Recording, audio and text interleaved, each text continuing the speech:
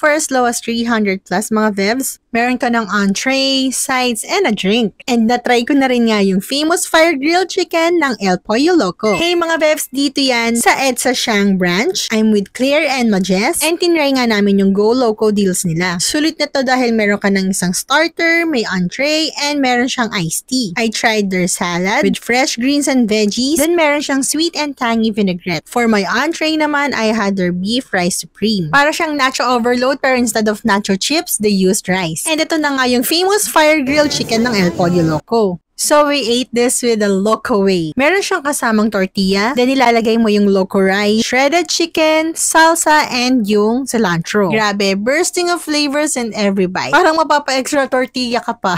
By the way, they also have bistro to share, and it starts at 1,195 pesos. May 1 appetizer, 2 entrees, and Loco rice platter na good for 3 to 4 persons. Kaya naman, itry nyo na rin ang El Pollo Loco, another concept by the Bistro Group. And see you on my next video. Bye!